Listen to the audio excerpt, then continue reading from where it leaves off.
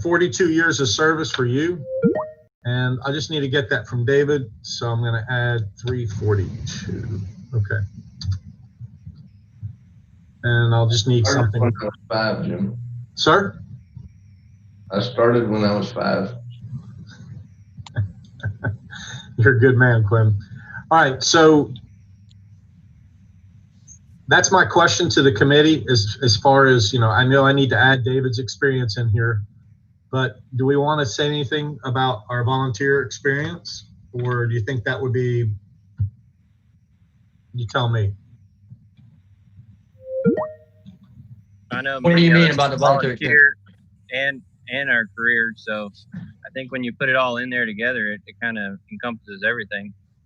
And I don't mean volunteers. I meant our 2 citizens. I'm only showing the experience, the combined years of fire, rescue, and law enforcement experience of 13 people on this committee, not 15. I would list them together but separately, as far as how long they've been in a business, attorney, and and if they got 60 plus 70 plus years between them, I would list that. Okay. You can't discount them. All right, so let me just add to my note. I've got Quinn. I just need to add David's experience. So I'll say something along the lines of this. This 15-person committee made up of 13 public safety and 2 members of the community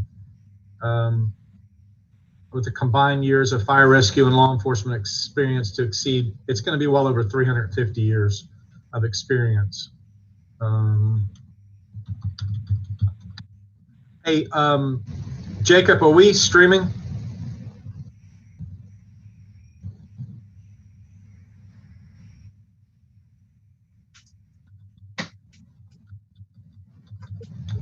Okay, I'll make that. Go ahead. Quinn, you may want to poll all the fire folks, and see. I think everybody started or has been involved in the volunteer fire service, so you may want to put something to that. Well, I used what I had here that's listed in the report. Like for Richard, I went back to 1986 and I went from 86 to present. For Nicole, I showed her 25 years of service. So that's what I took, Quinn, to get that kind of rough estimate. Now, I was kind of thinking maybe that all committee members started their careers in the volunteer fire service and worked their way up, or, that kind of thing, or just a little blurb that it's not just. I got you. Full-time, so it's full-time, paid, and volunteered experience. Right? All right, I'll add something there. So, since I don't have everybody on the line, we wanted to be able to say that we unanimously supported the BOCC to adopt our committee to be the future standing committee for fire rescue in Putnam County. So since I won't be able to poll everybody, get to the rest of them, I'm going to delete unanimously and I'll just put overwhelmingly, something like that. In overwhelming support. Are you comfortable with something like that? Hey, Jim, this is Wayne. Go ahead, Wayne. I'm not. I would rather it say unanimously, even if we have to text. Is it just 2 members? No, we got to get with Joe, Mike, David, Chad, and Nicole. I can do that for today. Yeah, I feel pretty strongly about that. Okay. Jim, one thing I would suggest, just some verbiage that says the committee's working with the Fire Rescue Administration to make the future needs and issues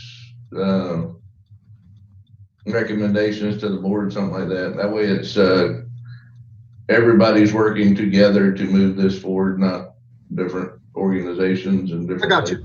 A collaborative approach.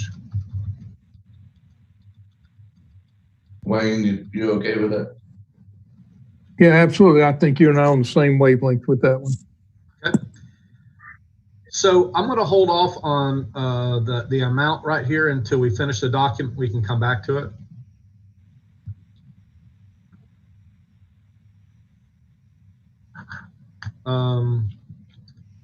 So going through here, if we're okay with what we had last time for executive summary, I'll work on the unanimous. We'll come back and fill in the budget amount. I'll get with David and I'll increase the number of years here. Let's talk about paid and volunteer experience. So that brings us into recommendations for immediate implementation and funding. I saw no changes to that last week. Is everybody still comfortable with this? Yes. I see thumbs up. Okay. Hearing no opposition, I'm moving on. What I did add to this was the fact that to identify the positions that we needed in the org chart. So here is a highlighted portion. I just came up with this as a deputy chief. I'll read it for the folks that can't hear it. The current department is commanded by the fire chief, and there is not a ranking official, and this is talking about today. So Quinn, please help me if this is wrong, between the fire chief and the battalion chiefs. As battalion chiefs are traditionally responsible for the district or area command, as seen in the proposed organizational chart, it has been suggested to place the deputy chief and operations division chief, or 2 ranks between the battalion chief and fire chief. Under the supervision of the fire chief, this position will assist in planning, directing, managing, and overseeing the day-to-day activities and operations of the department, including fire suppression, fire prevention, emergency medical services, hazardous material responses, disaster preparedness, and related programs. Services and operations. This position serves as the second in command to the fire chief and assumes command in the absence of the fire chief. Directly reporting to this position are the operations division chief, logistics section coordinator, and the training section coordinator. Any comments about that? All right, hearing none. This is this is one of our positions, the operations division chief. I'll read it again. I'll read it for the first time.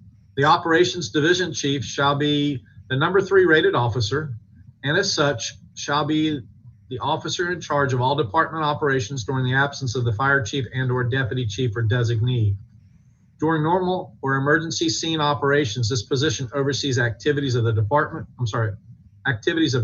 personnel through direct or delegated supervision, ensuring that established policies, procedures, and programs are planned and implemented in accordance with the directives of the fire chief and/or deputy fire chief or designee.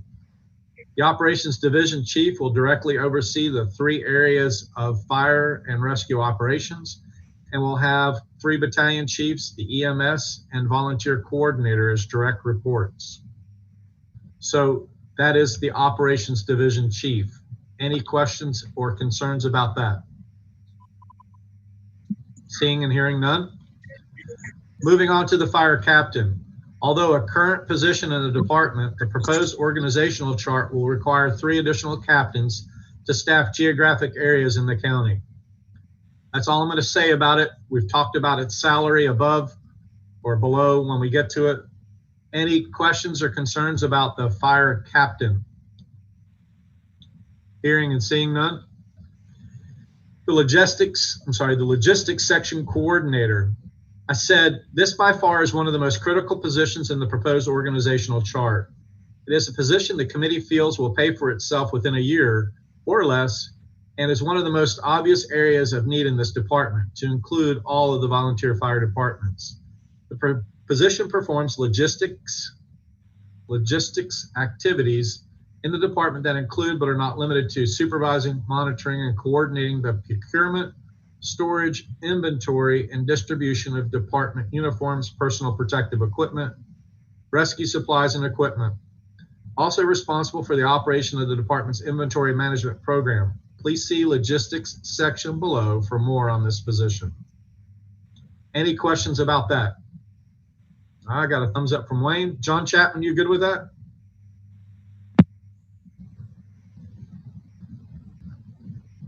I'm not hearing anything, but I take it as a positive. All right. Next, training section. I'm sorry. Go ahead. All right. The one part where you had a hiccup in reading it, the logistics.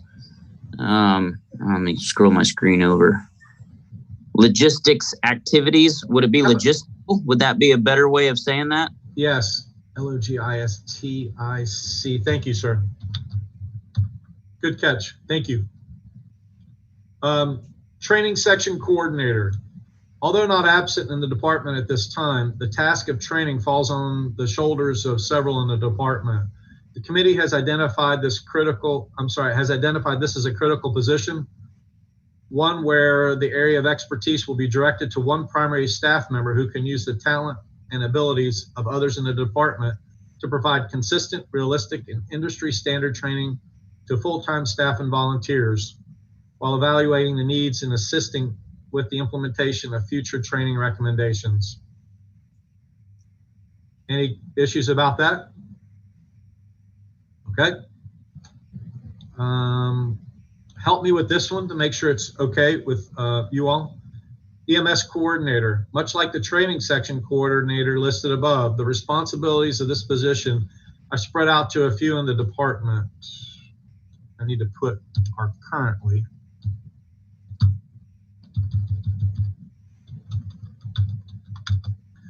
The committee has identified the need to have a standalone,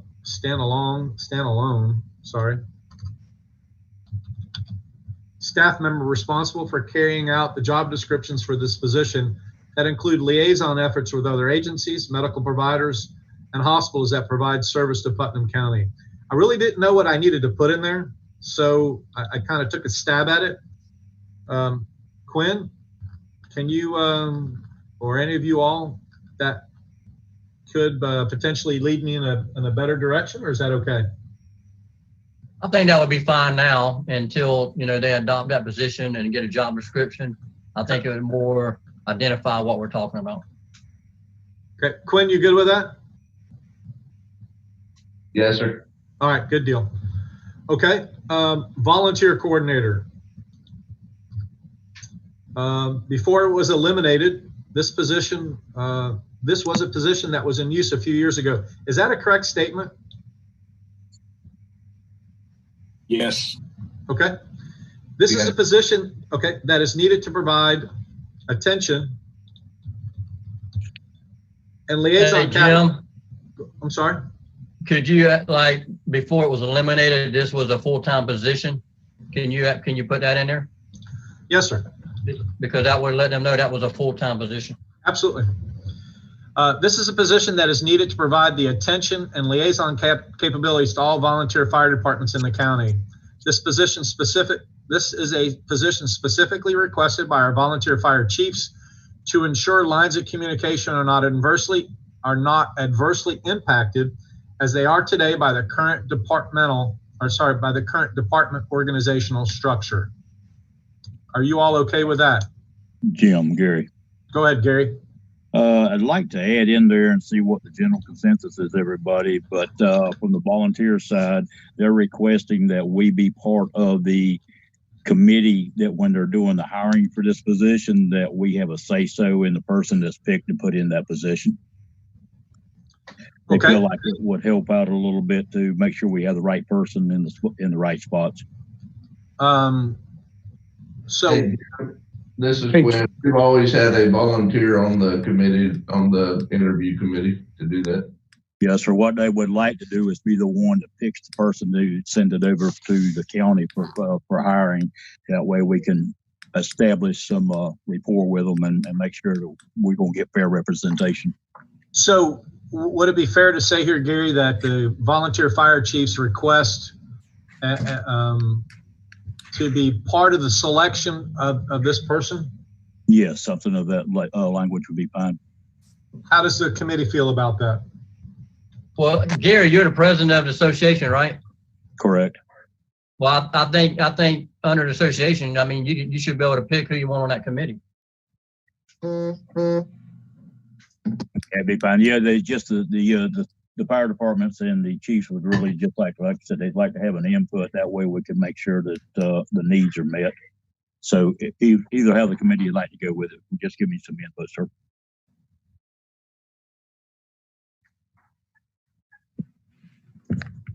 Hey, Jim. Go ahead. Nat. Go ahead, Nat. But before we get too much further, it took me a minute to dig up the initial chart that we had come up with. But the logistics section coordinator and the training section coordinator in this demographic we've come up with, are they going to have a rank? I think we talked about that in the past, and that was going to be, are they going to be in the fire service? Are they going to be civilians? And so I think that's left up to the job description that's created by staff. Gotcha. And so I don't know how to address that. I look to you all for guidance on that. Jim, that it's yes, they would have rank, and they because I mean that's, if you look at any department, that's the way the org chart works. Is you know, when you're in those type positions, you are a ranking person. So can I write in here, before it was eliminated, this was a full-time ranked position? Would that be appropriately said then? Now that's volunteer. That's the volunteer coordinator. Where this is logistics section coordinator. Oh, I'm sorry. Training section. We seem to have left the coordinator. You went to logistics, right? Yeah. Sorry.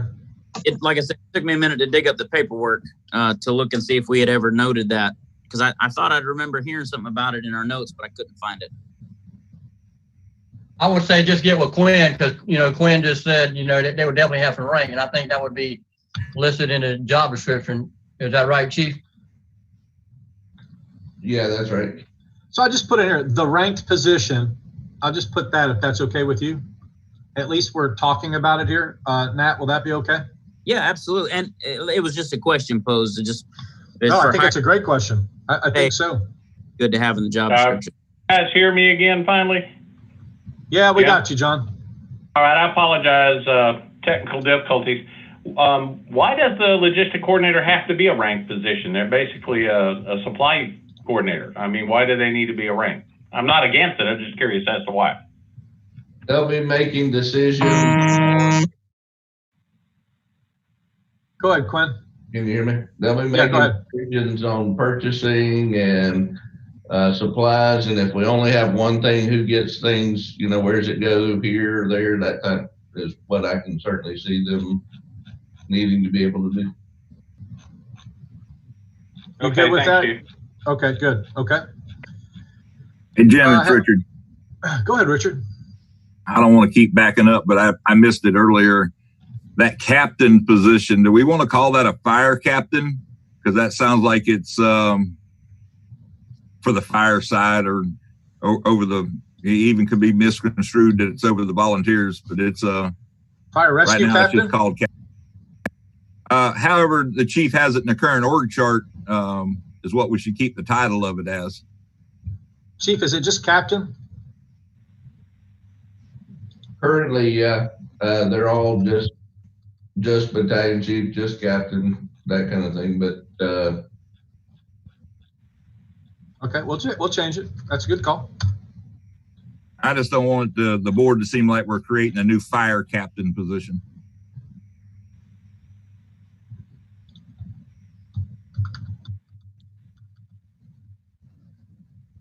Okay. Okay, good. All right, so I did volunteer coordinator. So the last one is the recruitment retention coordinator. The committee feels, I'm sorry? Gary. Go ahead, Gary. I never did understand the solid answer from the committee here on the representation or for the hiring process for a coordinator. Well, I just put it right here for you. I thought we agreed to it. The volunteer fire Department Association in Putnam County would like to be part of the selection process for this position. The committee supports this request. Sorry, Gary. I know you're not watching. All right, thank you. Mm-hmm. All right. My bad. Sorry. Okay. Recruitment Retention Coordinator. The committee feels in order to attract and retain the highest quality staff and volunteers, we need all employees and volunteers to act as informal recruiters. However, a full-time position is needed to ensure tasks and efforts are being carried out consistently and with efficiency each and every day. With the current vacancies coupled with the proposed positions and the needs in the future, this is a critical position that must be added to the ranks of this department. So if everybody's okay with that, you'll see directly underneath that is the breakdown of those positions. So the deputy chief, operations division chief, the 3 captains. I did take out fire, Richard. Logistics section coordinator, training section coordinator, EMS coordinator, volunteer coordinator, and recruitment retention coordinator at a total of $817,219. And that estimate does not include vehicles, equipment, or onboarding costs, you know, the HR processing of hiring somebody. That's just salary and benefits. Everybody good up to that point? All right. So when the document changes and I get rid of some of these comments that are here on the right side, this will look a lot better. I changed it. It's I don't know. I'm going to have to change maybe the font to red, and it may look better that way instead of having the whole fill as red and with the black lettering. I don't know. What do y'all think? Hey, Jim, this is Wayne. Can I make a suggestion on this? Please. When I have presented documents similar to this, when it has come to an org chart, I had that piece of paper so it folded out. So it was like 8.5 by 14. So you were able to see it, because I don't care what you do with this, you're not going to make it big enough on this 8.5 by 11. I got what Just you're saying. a suggestion. No, I like it. Make it where it is a foldable. Yeah, because this is in a lot of ways the meat and potatoes of our presentation. Oh, there's no question. Yeah. Okay. I know exactly. I used to do that at the district with some of our documents that way too. Right. So not a problem. Okay. So as you'll see there, nothing has changed. I just recreated it. So if everybody's good up to this point, our next section is staffing. So this is what I've been able to find out from the chief. The department has 16 vacancies. I should use has 16 current vacancies in the following positions. I need to change that to black. Sorry about that. So we have 2 battalion chiefs, or at the rank of battalion chief, we have 2. At the rank of captain, we have 2 vacancies. For lieutenant, we have 3 vacancies. For firefighter, we have 4. For EMT, we have 1. For paramedic, we have 2. For fire marshal, we have 1. And fire investigator, we have 1. 16, 7, 8, 9, 10, 11, 12, 13, let me see, 4, 7, 8, 9, 10, 12, 13. Yep, 16. So that's, again, as I was alluding to, and you'll see more here, these are one of the issues why the department has its difficulties and issues. I mean, if you look at it from can I make a suggestion? You may. Under where it says firefighter and EMT, why can't we log them together? You know, because we don't hire single cert EMTs no more, because they're all firefighter EMTs. Is Quinn, you good with that? Yeah, absolutely. He's correct. That's just the way I got it. That's probably the way I sent it to Guy, but that's the way I got it back. So, okay, that's cool. All right, so I wrote here, as you can see from the current organizational chart, it was obvious to the committee that so many vacancies at critical ranks we're creating issues with low morale, retention, consistency, and being able to communicate properly up and down the chain of command. The committee does present to the BOCC our rationale for the need for the new organization. Committee does present to our rationale.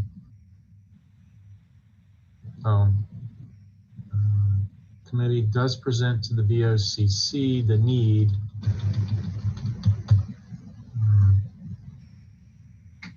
I don't even know if I need that sentence there. What do y'all think? It's kind of hard to understand, Jim. Yeah, no, I get you. Yes. So I'm going to go like this. So I'm going to put the chief's, he's going to send it to me. I may have it already in my email. The current organizational chart, which would encompass this. So I'm going to insert that here. If everybody's good with that. Yeah. Hey, Jim, one quick logistical question. So will the header and footer like you've got on there be on the final report, which with the date on Yes, there? sir. Okay, good. Okay, because if not, I was going to go back up and put the current vacancies. I wanted to date stamp that, but if you got that at the bottom, that's great. It's on the bottom of every document except the first page. Okay, cool. Thank you. And, yes, sir. And it also will not be on the appendix. The NFPA standard, it won't be on that. So I will insert another similar looking org chart here. And I'll also have that formatted the same way. Let's see, review. I've got a quick question, and when you get a moment. Go ahead, Richard. We stopped because we were told we couldn't talk about what was in union negotiations currently with our current org chart at captain. But then we say we're short lieutenants, and you're going to show in the current org chart where there's lieutenants positions. Should we just go back and add the lieutenant's positions in the proposed org chart, like we're not trying to cut them out? Well, I see what you're saying. However, I thought it was our philosophy or our mindset that we were not adding any additional lieutenants. We were captains. Had we not added any new captains, we would not have put that up there because we were asking for new positions. Although those positions, does that make sense? If that's the consensus in the way I just couldn't remember how we did it back when we made that chart, but I just didn't want it to seem like we were eliminating positions. Absolutely not. So, committee, please tell me what your thoughts are. Your rationale was correct, John. Roger that. Yeah. And just you can't eliminate the current positions that we got now because they're already in the contract, you know, and it's recognized by FERC. So you can't do that. I understood that clue. I just didn't want the board to look at that and think that the committee was recommending that we do away with positions, not, you know, add more. Okay. All right. Hang on 1 second. Okay, so we didn't change this paragraph. I didn't add anything to it about the call load. I'm going to get it. I know that we're asking Captain Koleski for the information, so I'll make sure it's inserted here in the report. Nothing changed here. I just made a little formatting change was all. So nothing has changed here. So any questions up to this point? Yeah, Jim, it's Nat. Go ahead, Nat. In reference to the call load, we are going to have a specific item in there to state, you know, like on this survey that the BOCC received in 2003, this was our call load. The current recommendation, this is our current call load. Just in a way of putting it out there. I mean, for them to read, yeah, we run 16,500 calls a year. It may not really drive it home so much that since the last time a recommendation was made, our call volume has doubled. Compared to the 2003 report, correct? That's the Putnam County Master Plan report that we all got a copy of by the Matrix Consulting Group, you know?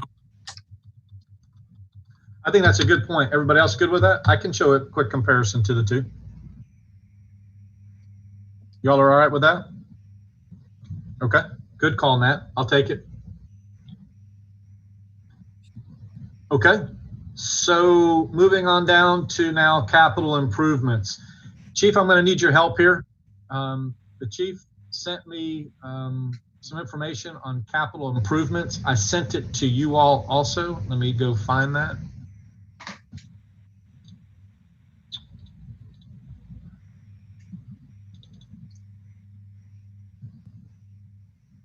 Not that one, but this one. All right, I'm going to share this part with you also. Stand by.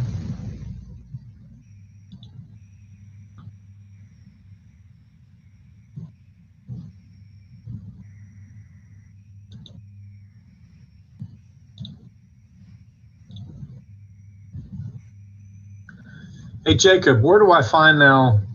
I can't find where I can share this picture with everybody. Oh, I got you. Stop share for this one. Got you. And then I'll start a new one, right?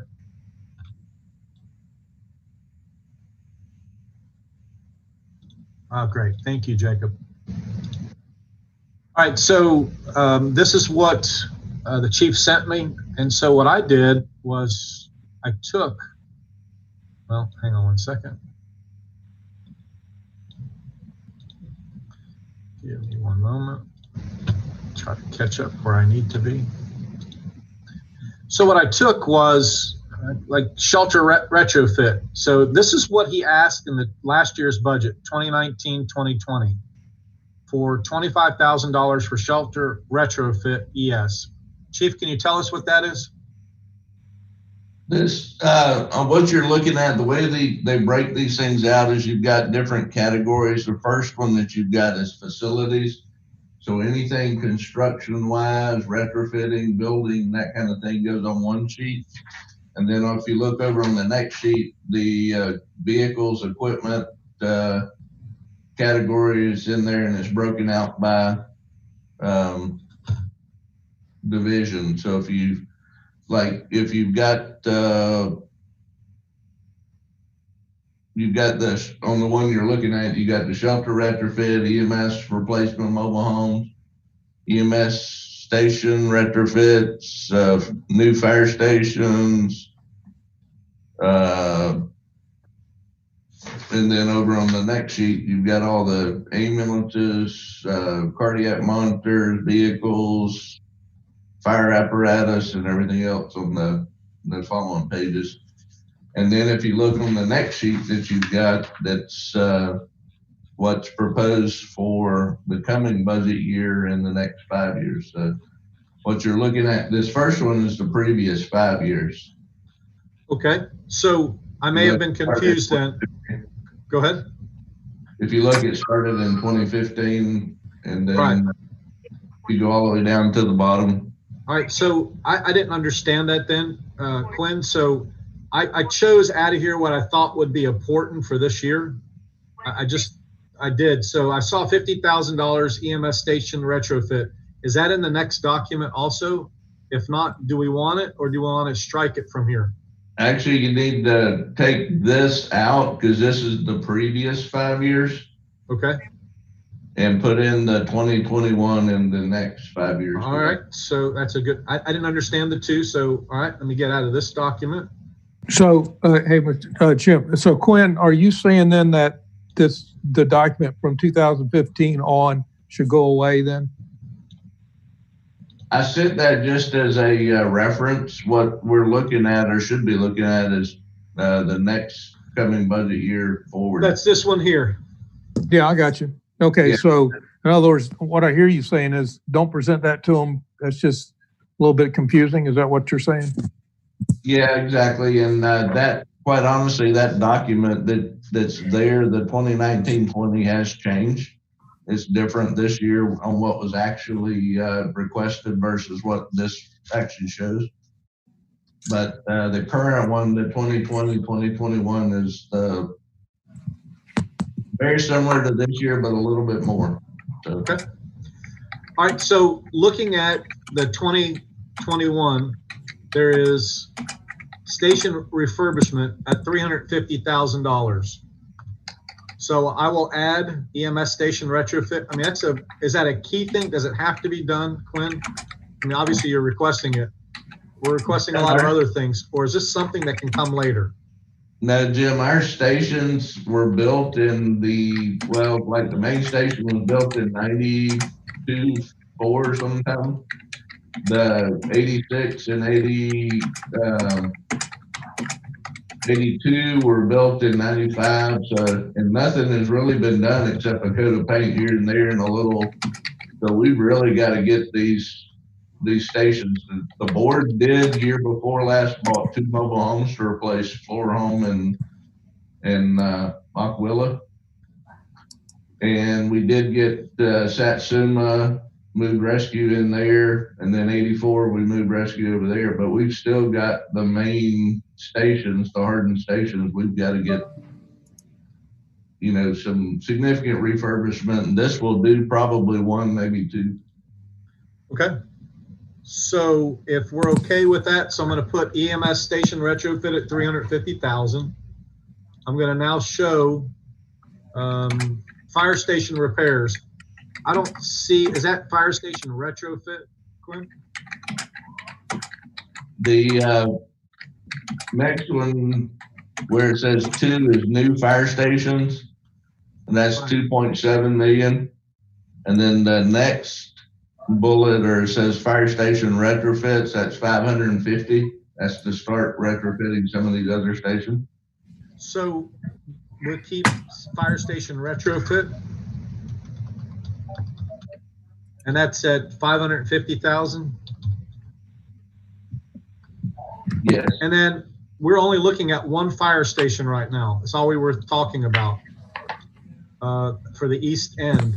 At least that was what our conversations had been. Half of that is 1.375 million. Correct? The west end, right? I'm sorry. Furbished. I noticed that in the document too. Our initial document that we're going over today, it mentioned new construction for the east end, and we already have that. Let me find that east.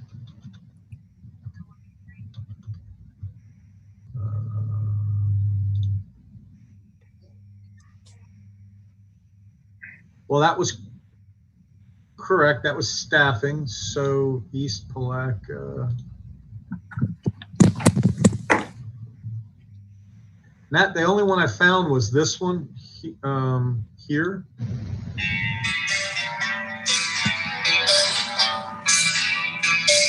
That's the only place I found east. Hey, Perry. For fire stations. What's up? What's the address over there? Hold on. Okay. Matt, is that okay? Did you find it somewhere else, Nat? Sorry, I got muted. Hey, I couldn't see because you were on that a different screen. I'm sorry. I found it on page 10.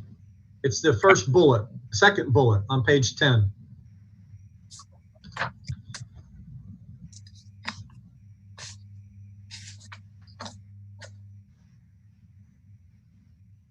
That's the only place that I had it. So it does show west area.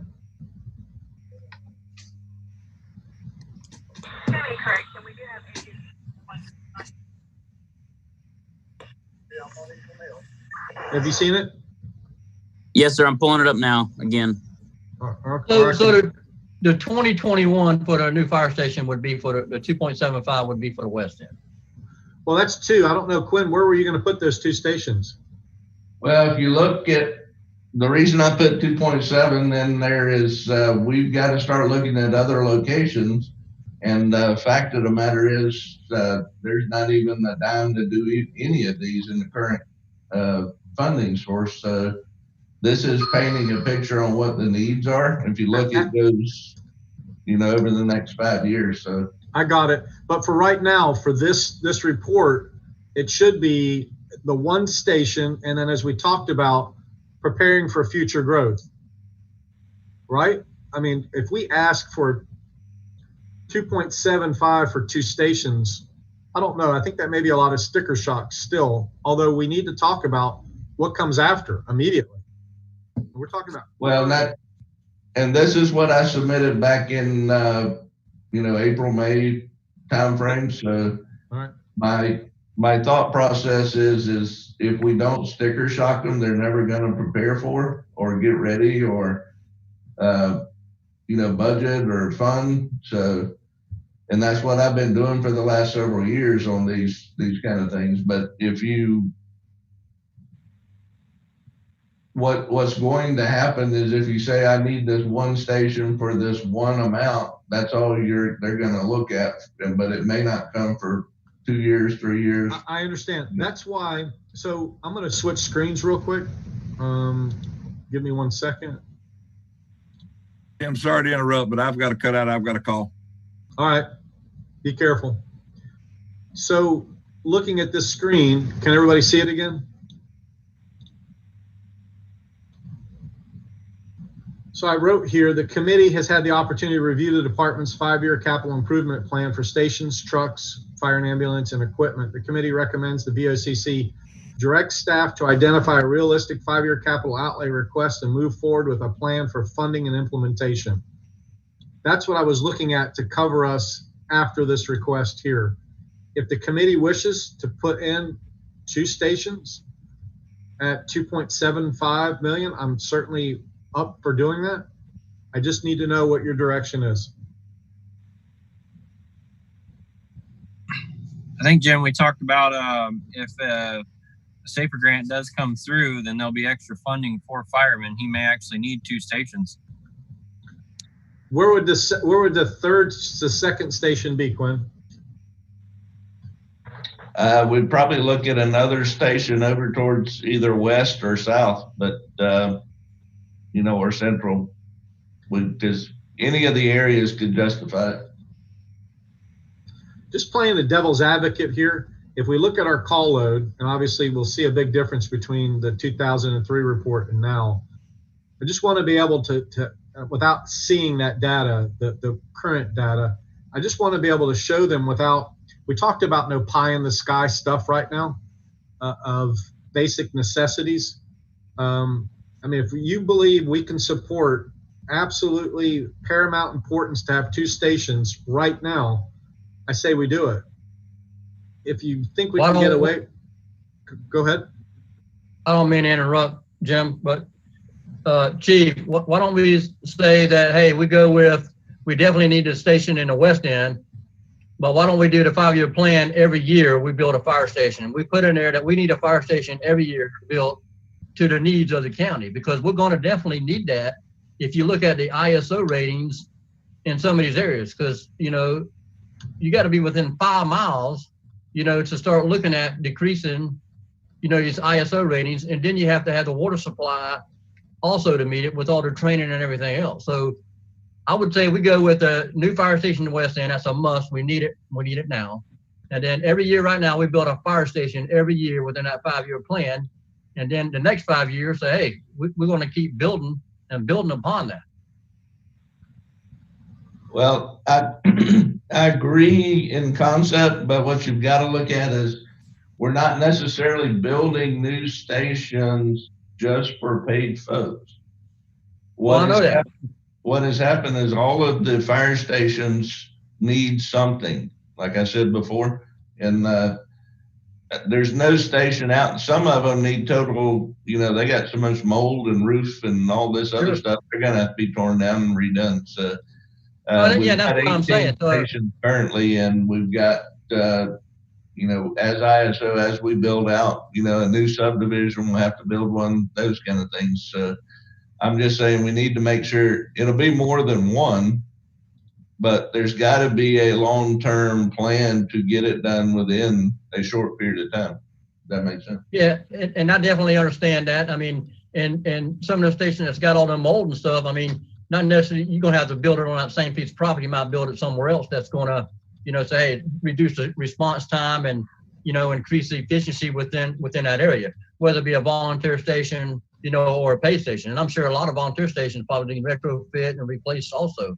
So, and that's what I was saying, every year you would have to replace one, retrofit, you may have to retrofit 2 of them in a year and build one in a year, so that's what, I was thinking, and saying, hey, and it might change, in 3 or 4 years, you might say, hey, we need 2 stations, because our car load has increased or something happened to where we need to build another station. Yeah, exactly. I agree wholeheartedly. And we've got to look at where the existing stations are to ensure most of these stations were built, early 70s, some were before that, So we've got to look at where the existing stations are and then where the call load is and population and that kind of thing too. Sure, I agree with that. All right, so how about something like this then? I don't know, I think I just screwed up, but the committee has had the opportunity to review the department's 5-year capital improvement plan for stations, trucks, fire and ambulance, and equipment. Knowing there is a need for a second station in the immediate future, the committee recommends the VOC direct staff to identify a realistic 5-year capital outlay request and move forward with a plan for funding and implementation. That sounds good. Okay.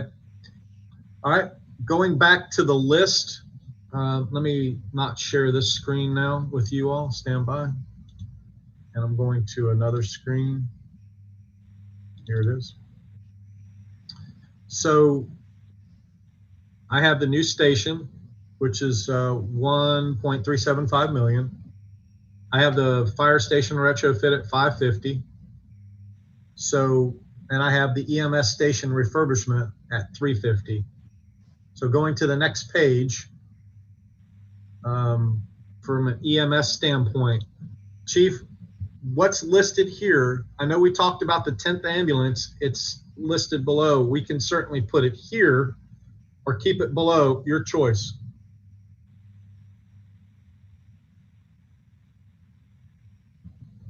I'm not following you. What do you mean put it here? Oh, I'm sorry. My apologies. So I can put it in our capital improvement request in the Word document. Here, I'll share again. Oh, Sorry. I got you. Yeah, that's fine. That's fine. However everybody wants to do that. Hey, Jim.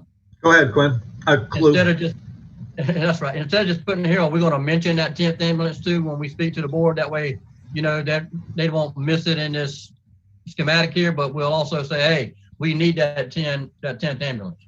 Yeah, so if you see here. Okay, I got you.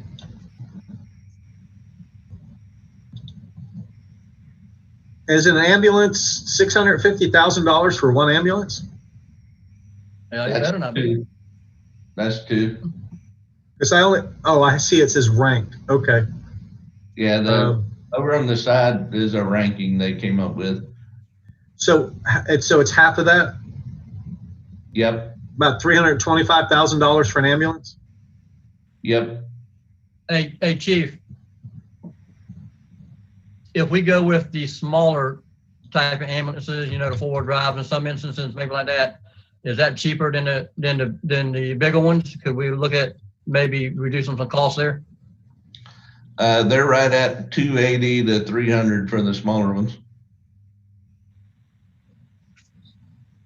Okay, so let me get out of this document and I'm going back to this one. Sorry.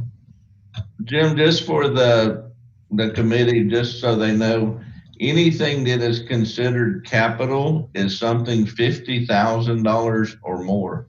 So okay. This doesn't, the operational side of the budget includes the buying a piece of hose, the other stuff. So I got you. But this is just the capital stuff. All right. So hey, I'm sorry, Jim, I got a question about this chart, but when you get done with it before we move on. Go ahead and ask your question now. Okay. Wayne. So so this chart is going to be part of the report, correct? We're taking from it. We can include the whole thing, but I was thinking about just taking from it and just adding in the report. Okay, then you've answered my question. Okay. Hey, Jim. Go ahead, John. Just a question, and I may be way off base here, but driving by into work this morning, I saw 4 ambulances sitting over in the county lot over in like the derelict lot. Is there any company out there that refurbishes ambulances? It seems like a shame when you've got a fully set up box. All you got to do is rebuild it, but I don't know if it's more expensive to rebuild or if there's a medical requirement. I don't know. Just a question. Quinn? John, we've rechassied in the past and we've bought new. The ones that you're talking about are the ones that are from the 90s. I think they're 90 glue, healthy 95 time. Yeah, I think so. They've seen their better days. Okay, I kind of figured that, but I thought I'd at least ask. Okay, so we'll look. It's a good question. I'm sorry, Jim. It's a good question, but everybody needs to understand that the board allocates capital based on the board's priority. We've not bought ambulances for 2 years now. We haven't bought fire trucks for 5-ish, 6 years, somewhere in there. So we're way behind in the capital replacement program is what I'm saying. So Jim, with that statement Quinn just made, that real succinct statement about ambulances and fire trucks, can we put that as a sentence in a report? Because that kind of stands out in my head. Thank you, Wayne. That's kind of where I was headed, in that the board needs to come up with a sustainable capital improvement program to annually ensure the replacement of stuff, of vehicles, right. Maybe. So let's go back to this document here. Hey, while you pull up that document, Jim, this is Nat. Chief, would it be beneficial to potentially list some of our higher mileages trucks? Like, I don't even know the mileages, but if 86 right now is running with 450,000 miles, it's clear to assume that in one soon coming day, we're going to be needing to repower or redo the transmission or drive lines or whatever. So asking for these new ambulances doesn't tail away from the fact that we are on a losing battle with maintaining the ones we have because they're so overrun. Is that even worth mentioning in a brief, I don't know, input somewhere in there? Yeah, I think we can. We've got the data on the mileages. I get that every month, but 86 is not one that's probably middle of the road, maybe higher than middle of the road, but we've got some with 580s, 600. So if I can, to take Nat's comments, and I shared again the Word document. So the committee has had the opportunity to review the department's 5-year capital improvement plan for stations, trucks, fire ambulance, and equipment. Quinn, go ahead with that statement that Wayne wanted to include in. Can you re-wordsmith that for me?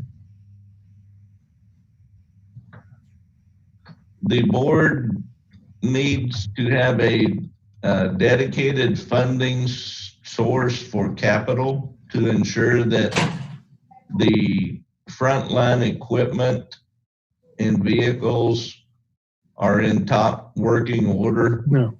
No, that's not what. No, Quinn, I disagree with you, buddy. That's not the words I wanted at. I wanted the words before that says we're short X ambulances and short X fire trucks.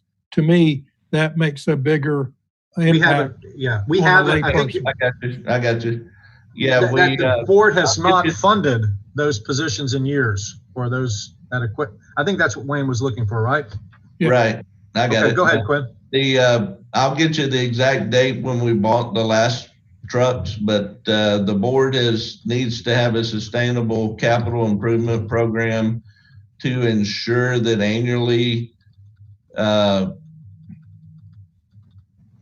equipment is being replaced. It has been X date since ambulances and X date since fire trucks have been purchased. We recommend, this being an annual. So how about this? Since the BOCC has not funded the replacement of trucks in many years, and knowing there is a need for a second station in the immediate future, the committee recommends the BOC direct staff to identify a realistic 5-year capital outlay request. So are you okay with this kind of added sentence here, Wayne? No. Sorry. Okay, no, help me. Okay. So, all right. So First of all, I don't like the many years thing. I think Okay. we need to be date specific. Plus, I'm just thinking, and again, you guys tell me shut up, but I'm thinking if we say currently we need to replace, we haven't replaced X number of fire trucks in X years and X number of ambulances in X years. To me, that makes an impact rather than generalities on a plan that needs to go into place. That's just my simple mind, the way I look at it. Okay. Hey, Chief, what is the policy, say, for the ambulances on the miles that we replace these ambulances at? What we have been doing in previous years is move at 250,000 miles, we would move it to a spare, is what the desired effect was. But as we get further and further behind, that goes up.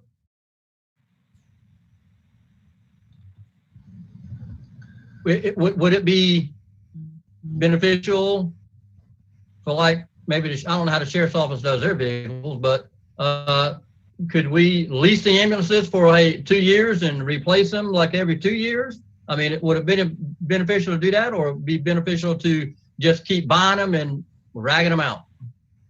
I've tried that, and there's no company that is going to take and do that there's nothing we could afford that a company would do. I'll put it that way. So we just need to stick to our guns and say, hey, the mileage is at this mileage, we need to replace that ambulance. And I think that's where it comes up, Clue, in the staff coming forward with a plan, an appropriate plan. I just don't want to get into the weeds here real quick, since A, we don't have that much time left, and B, I don't know if we have all the data we can put in here. So I'm trying to make this to be that punch that Wayne's looking for. So y'all help me here. Some input from me, if you don't mind. Go ahead.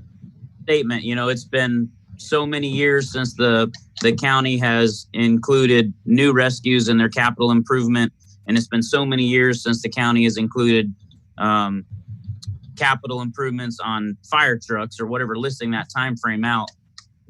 In the very next sentence, or in the incoming sentence, could portray the idea of, and currently we have 6 rescues on the road right now with over 400,000 miles as our frontline trucks. We have a frontline fire truck right now that has 108,000 miles on it, which is unheard of for fire trucks. You don't get that many high mileage fire trucks. And I don't know if just simply sliding that in at the end of that statement to say it's been this long since they've replaced them, this long since we replaced fire trucks, and this is what we're currently running as frontline trucks, to help accentuate the need.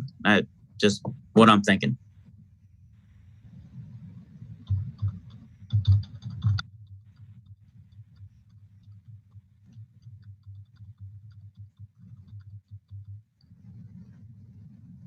All right, so help me, folks, write what I need to write here.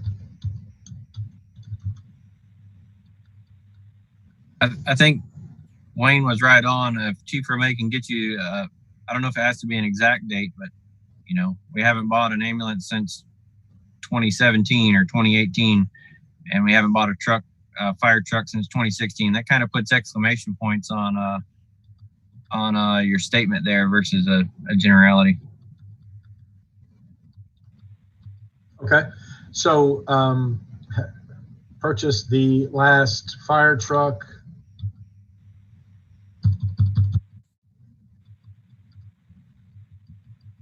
and ambulance in. All right, so the BOCC purchased the last fire truck in X and ambulance in X, and then you want me to keep that other sentence there like it is. So we'll just add in the dates that we purchased the last trucks. That sounds good. Okay. Okay. So let's go back to, let me get out of this, stop sharing, go back to here to. Okay, so we have the ambulance now, we're adding in the 2 of them. Chief, under the EMS section, what else do we really need? I know everything looks like it's important, but what else do we need to add to this list right now that we can't do after we reevaluate a plan? Well, Jim, we haven't bought, we got cardiac monitors, the defibrillators back in 2008 or 9, I believe. And we need to be replacing those, 15 of those. The ambulances. That's 15 cardiac monitors. Well, we need to come up with a what they fund versus. I don't want to get all of them at once because then we got to replace all of them at once again. So 250,000 will buy how many monitors? They're almost 50,000 a piece. So. Hey, Okay. Quinn, Gary, Chief, can you hear me? I can hear you, Gary. Okay. Yeah, Chief.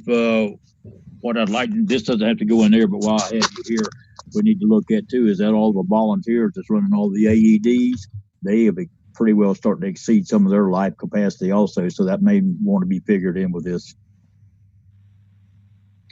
Yeah, and that's exactly that. That'll come out of the fire side, but yes, those are generally less than 50, but we've got to make sure we're doing those. Yes, a lot of them are starting to be non-repairable. But Jim, you've got all of the medical equipment. We've got to look at because it's easy to kick the can down the road, and we obviously know the 2008 and how all the economy hit and the budgets and all that. So that is certainly understandable, but we've got to start now to fix all the things we didn't. I got you.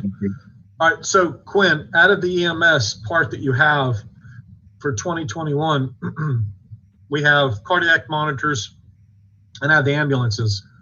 You have station generator replacement. You have fire rescue administrative vehicle replacement. You have station alerting for EMS stations. Those are the ones that I have not put in there.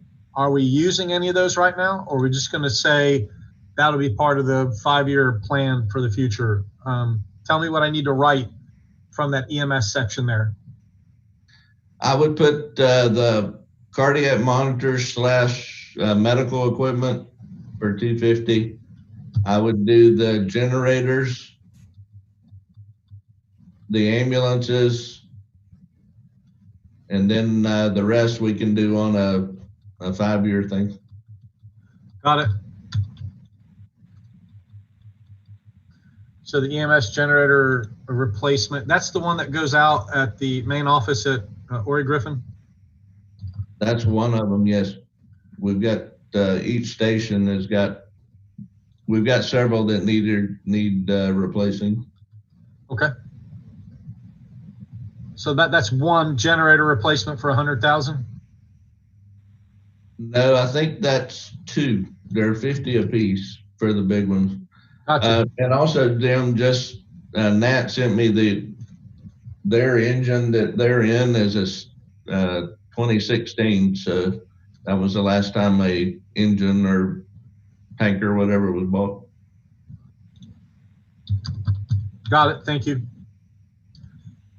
All right. So I have cardiac. So what I have now is from this section, cardiac monitors, ambulances, and medical equipment. Cardiac and medical equipment's one line for 250.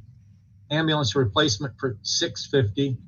EMS station generator replacement, 2 of them at 100,000. Let's get rid of the 2.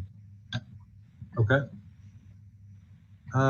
Next is fire apparatus, fire pumps, station alerting systems, ISO recognized for new existing water systems, drafting points, replacement generators, breathing air refill systems, quick response squads, and hazmat special ops unit. Of those, Chief, I see your number one is fire apparatus. That's 1.5 million. How many trucks does that buy?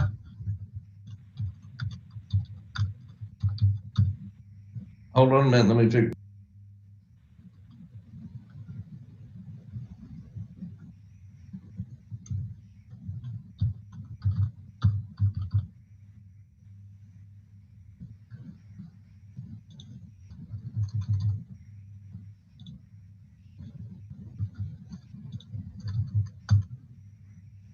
Jim, is there any way you can increase the zoom on that document because it shows up kind of small and it's hard to read? Sure, let me see.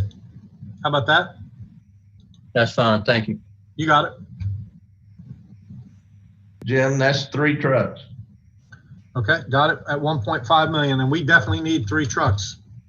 So we'll put 1.5 million, all right? So your number 2, well, there's not a number 2 on there from a rank. The next one is, so you tell me, Chief, up there, what's your next high priority that we need to add to this list? The squads, we've got to start replacing those. We've got to get some more, we've got to replace some of the air breathing system, air refill stations. Right. So let's start with the quick response squads. How many are there going to be for 500,000? 5. Okay. All right, so after quick response, you wanted to do the breathing air fill systems?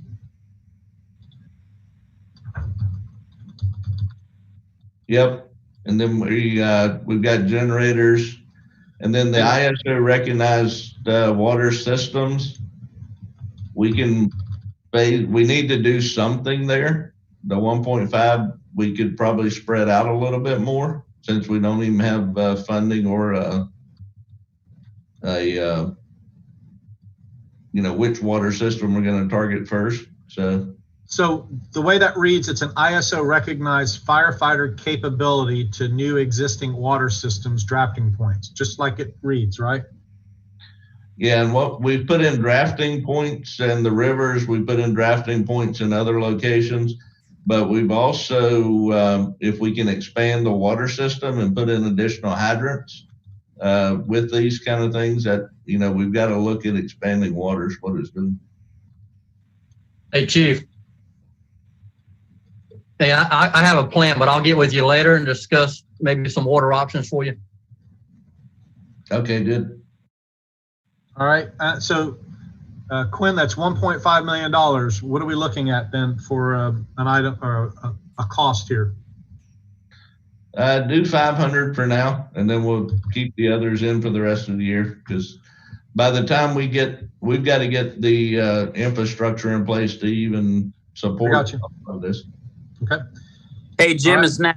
Check out. Go ahead, Nat. Go ahead, Nat. I think he said he got to go. Oh, okay. Gotcha. I got a wreck I got to go to. All right. Be careful. Chief, question for John. Go ahead. Next person up. Yeah.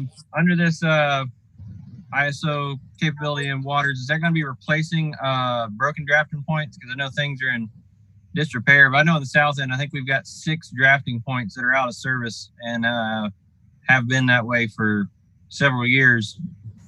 We report them. I don't think there's been funding there to replace them. So that'll affect our ISO as well. John, is that private or is it county-owned drafting sites? These are all county-owned. Yes, those are, we'll definitely go back and replace the ones in or repair, rehab, and then add to.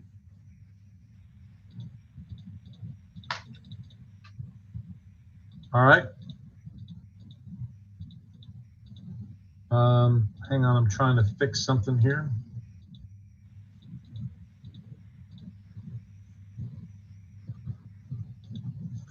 Almost there.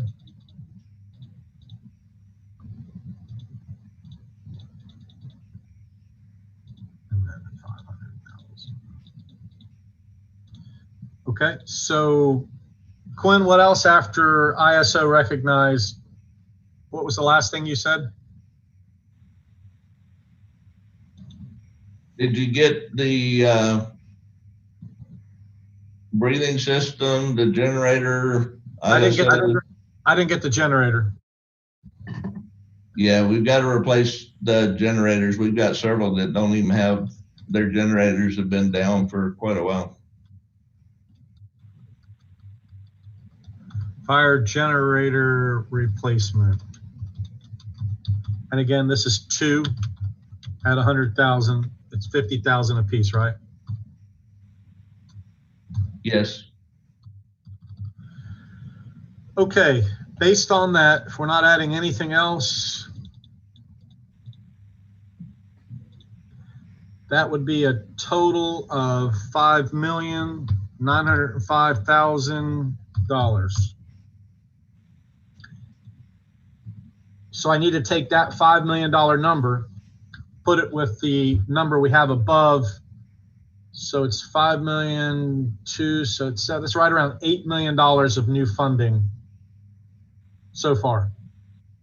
Does that sound right to you all then? All right. That's around the number I had. Okay. Okay. So anything else from this form, Chief? Nothing else? All right. I'm going to stop sharing. I'm going back to our report.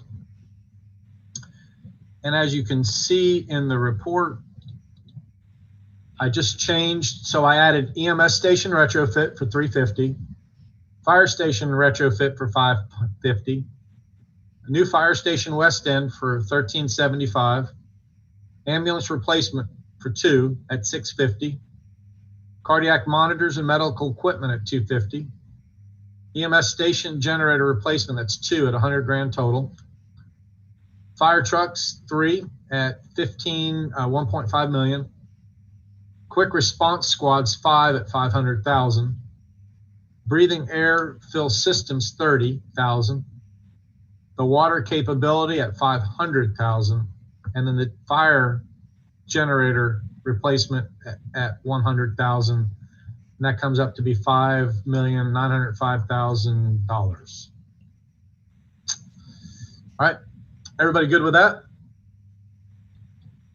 All right, seeing no more. NFPA 1720, we had no changes to that unless somebody else did. All right. ISO ratings. I did insert into the ISO rating. I got these from the chief, and I just listed the stations. This is Palatka City, so maybe I just need to put city. I took this part here, these next two, or those 2 paragraphs, from the website, the ISO website, to explain what's up here. What are your thoughts? And let me read it.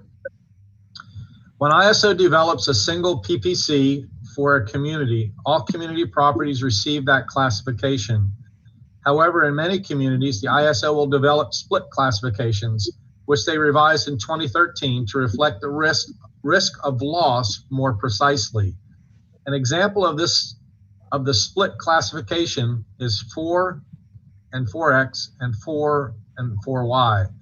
The first number refers to the classification of properties within 5 road miles of a fire station and within 1,000 feet of credible water supply.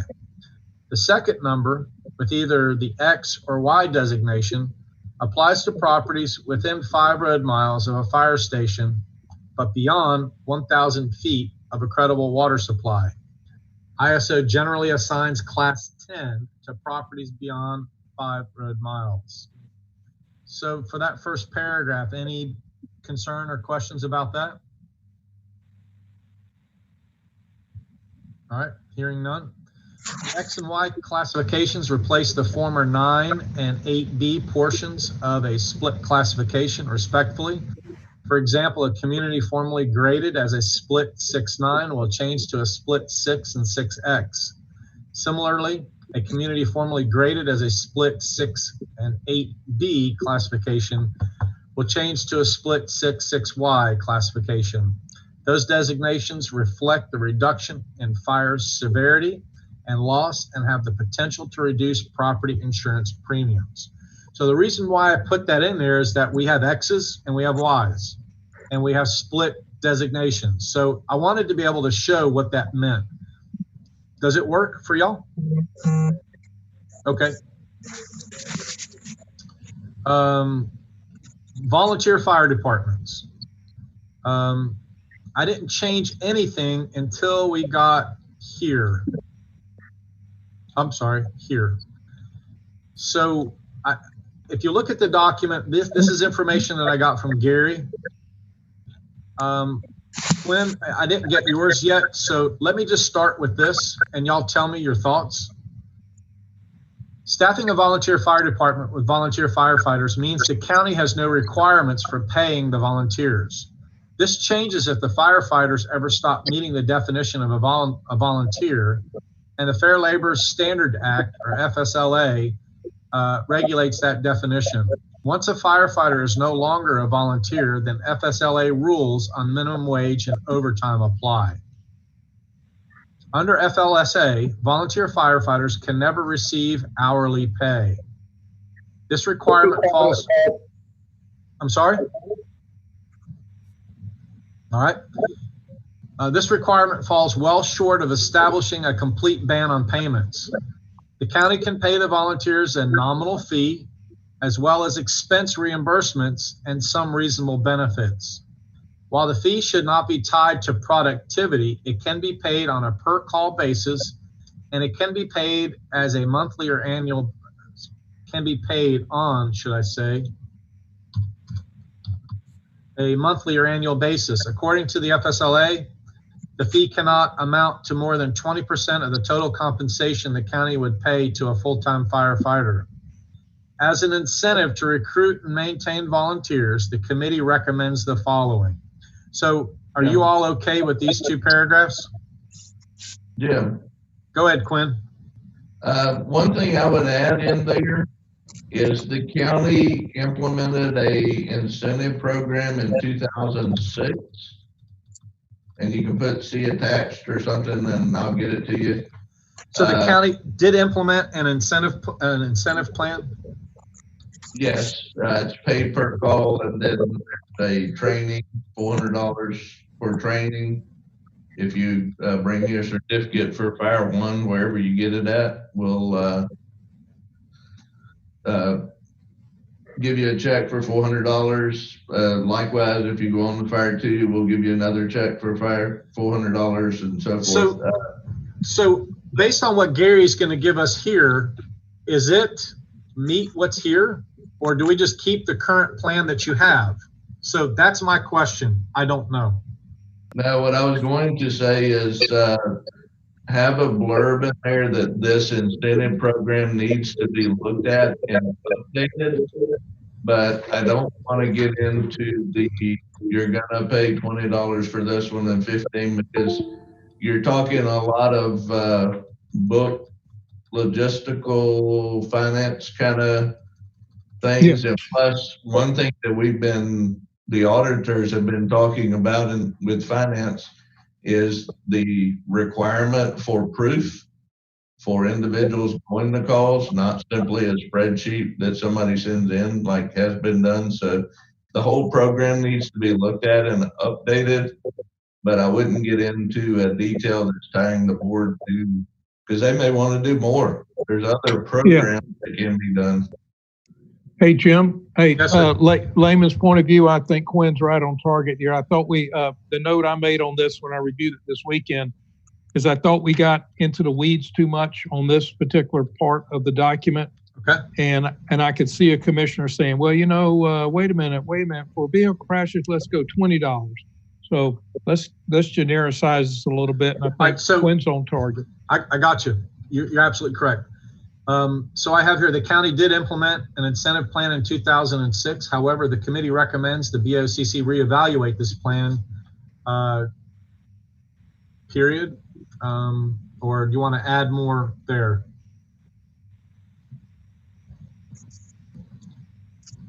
Well, I think two, if we get what we suggest here with a volunteer coordinator, that can be worked out between the volunteer coordinator and their liaison with the fire chief of each individual department, plus the fire chief of Quinn. Everybody can kind of come to an agreement versus just having something that we say as a committee pushed at them.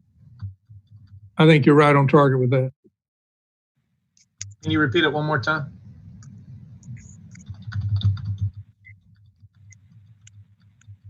Just that we've recommended that there be a volunteer fire service coordinator added, and that maybe that coordinator would get with the fire chief, being Quinn, and the volunteer fire chiefs, and they could work out a pay plan that meets everyone's needs, and it doesn't come out of our committee, so it's not a forced pay plan on them. It doesn't reflect what they need. Okay, so this is what I have written currently. How do you want me to add to that? Jim, I just have a question for clarity, if we don't mind, Mr. Gary. All right, Gary, go ahead. Okay, we have negotiated and talked and made recommendations for all the paid people's positions and starting salaries, all on that. So why is it so that the volunteers really doesn't have much of a say? So we decided we want to do away with the whole budget for what we're going to recommend to help the volunteers. Okay, Quinn? All right. Yeah, okay. So that's not what I was saying at all. What I was saying was that we should have some language in there where we support the utmost the volunteers and reimbursement.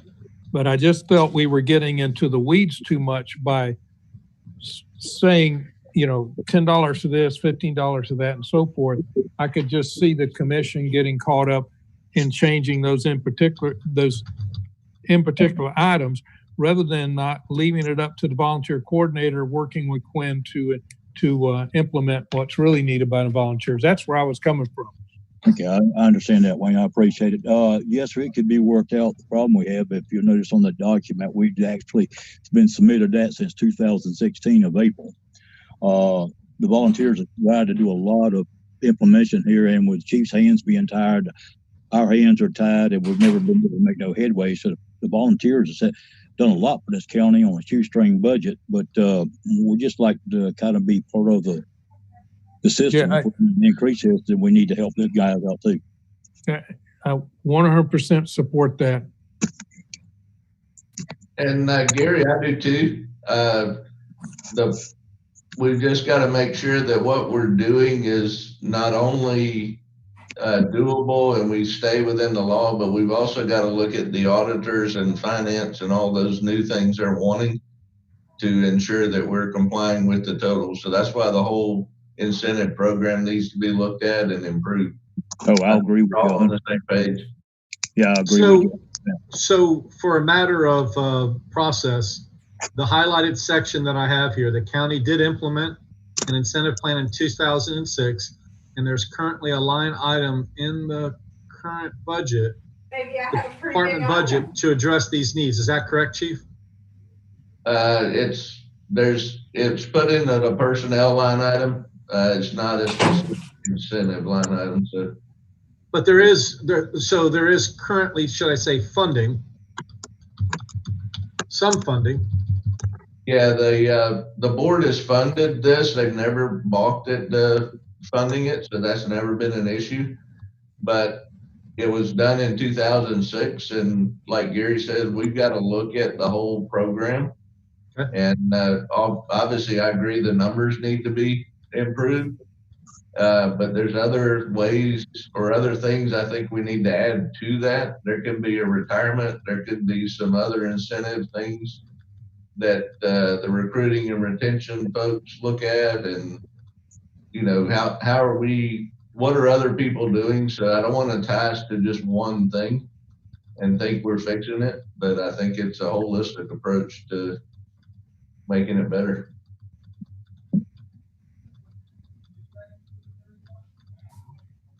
All right, so tell me what you think here. The county did implement an incentive plan in 2006, and there is currently some funding in the current department budget to address these needs. However, The committee recommends the BOCC reevaluate this plan to ensure the best incentive is in place to assist our dedicated volunteers. The committee does see a reasonable increase to the BOCC budget, but it cannot determine the actual amount at this time. See Appendix 2 for current incentive. Jim, I would just throw out that end it at the best incentive is in place to assist our dedicated volunteers, and then just take out that next sentence and Okay. see appendix for. Okay.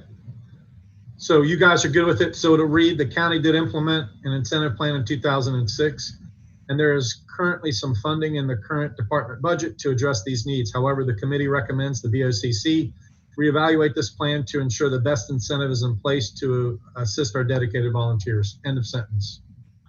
How about that the fire chief or staff brings a updated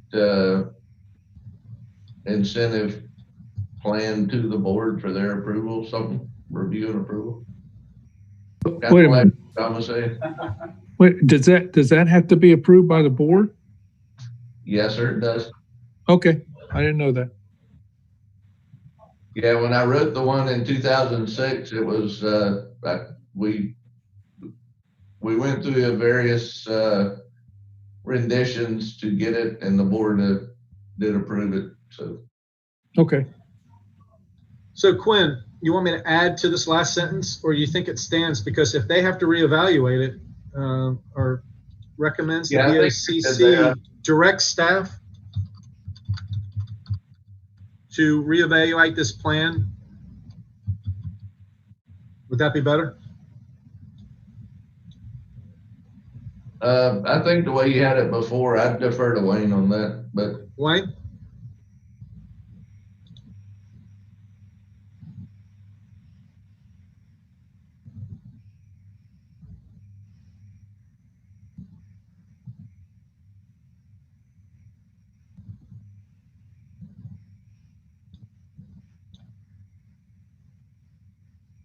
you're muted, Wayne. Unmute, Wayne. I'm just talking to myself, sorry. It's okay. So can you say at the end then, based upon what I just learned, that then staff brings it to the BOCC for approval? Yes. Why don't you add that, and then that ties it back to them approving it? See what I'm saying? Yeah, that's a good point. Yeah.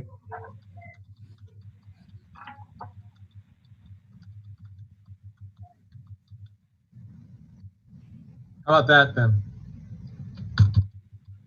So however, the committee recommends the BOCC direct staff to reevaluate this plan and return their recommendations for review, return their recommendations for review. Oh, I put it in. For review and approval? Correct. Okay. All right. We good? All right, moving on, logistics and supply. I did add this sentence in here or this paragraph, should I say, to help us with, we didn't have a report that we could use as we were looking for. So this paragraph now reads, in addition to this position, and I'm speaking of logistics, evidence gleaned during our discussions have identified a non-existent fleet maintenance program for trucks and apparatuses. Lack of oil changes and general repair of all equipment continue to be a major concern. I gotta change this. The committee does strongly recommend that the BOCC implement a functional fleet maintenance and equipment repair program, one that can track, plan, and service all county-owned and maintained vehicles and equipment. We also recommend that staff be identified and assigned to prioritize the maintenance and the maintenance and repair of these vehicles. Thoughts? No, that sounds good, Jim. Okay, good. My last part here, the county must realize that this will result in an increase to the county budget. We're unable to, determine the value at that time. Okay. Moving on to, that's it. Let me just go back to my email and make sure I capitalize on all of our points.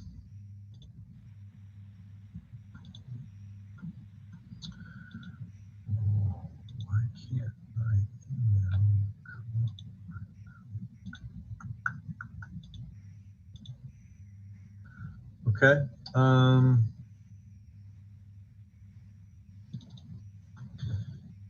So, hey, Gary, you still on the phone? Gary Warren? Gary, can you unmute?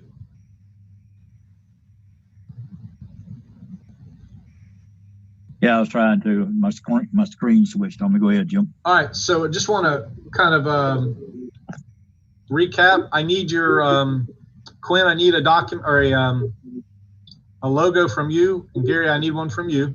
Check your email, Jim, and see if that's usable. Oh, you are the man. All right. Let me see, Gary. I didn't get one from you, Gary. Okay. Let me see why it didn't go. Quinn, you'll send me your bio. Hey, Jim. Go ahead, Wayne. Okay, I'm sorry. I think my brain just kicked out here. So after the logistics supply, we're okay with education, recruitment, inter-facility transfer, standing committee? Yeah, I had no other issues. I didn't have any other issues when we went through it last time. All right, I just want to make sure because I thought let me just double check. No, I thought it tightened up, and I thought the conclusion was right on target. Well, thank you, sir. Yeah, I saw no other. Okay. No other. It was just a double check there. That's all. All right, Gary. Let's see what I got for you. This is a scan, a PNG.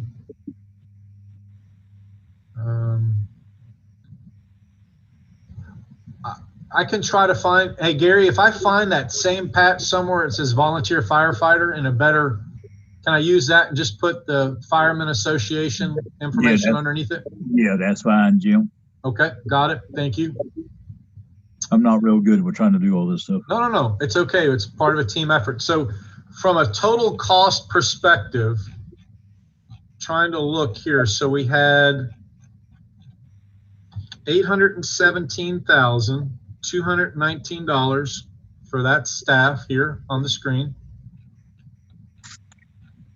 We had $1,464,088 for the 23 new positions. We had $5,905,000 for the capital improvement.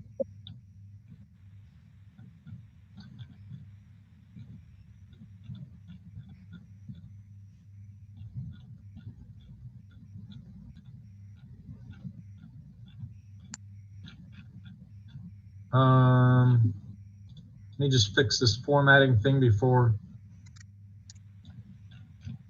Oh, I'll fix it later. That's fine. I didn't see anything else but those costs, right? Again, these costs here.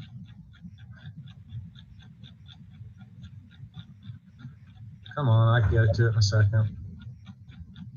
These costs here, $817,000. And then we had, these costs are already incorporated in the budget. They're budgeted positions. And then I had the $1.464 million for the 23 positions. And then I had the $5.9 million for the capital improvement. Was there anything else that I had to add to that? But we're not giving them a dollar amount and saying this is it, though, correct? Well, I was asked to summarize that figure here. I was going to say, where was it? Yeah. Right here. All right, let me read this. See.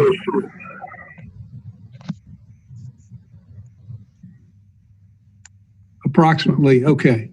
Because, you know, what I see the BOCC doing, and you know the logistics better than me, is they'll turn this over to the finance people to crunch the numbers and come back with them on the total amount before it's all said and done, I'm assuming.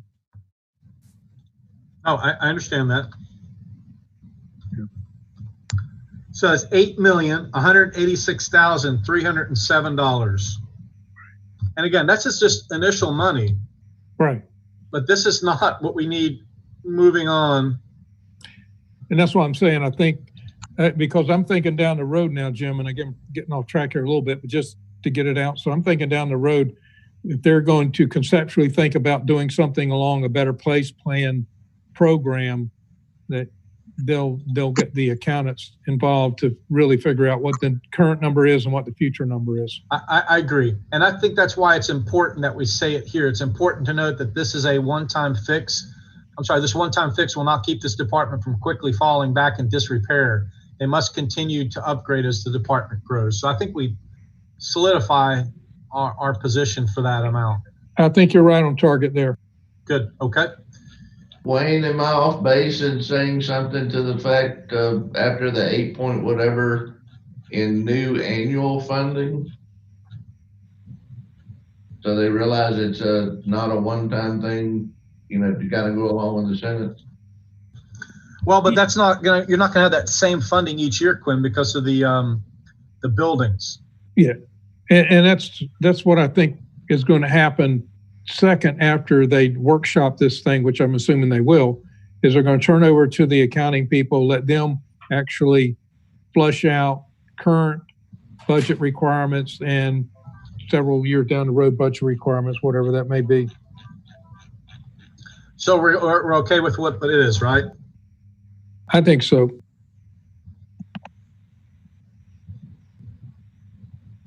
All right, I'm just trying to see what I need from the group. So I still need something from David and Quinn. Hey, Jim, can you hear me? I can, Cliff. Hey, that 1.6 million for the 23 firefighters, Quinn, was that from the new station 6? It was 11 going to that station. I'm sorry, go ahead, Quinn. Say it again, Clue. I didn't. The 1.6 million for the 23 firefighters, is that for Station 6 and also to like the west end? Is that a total? Yes, it's for 2 stations. So if we get the SAFER grant, then we'll have money for some of these other things too. Okay, all right.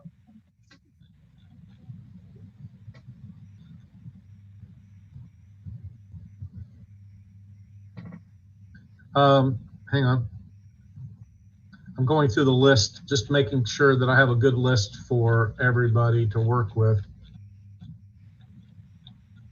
Okay, so if I look at this report to finalize it, I need a logo for EMS and fire volunteer.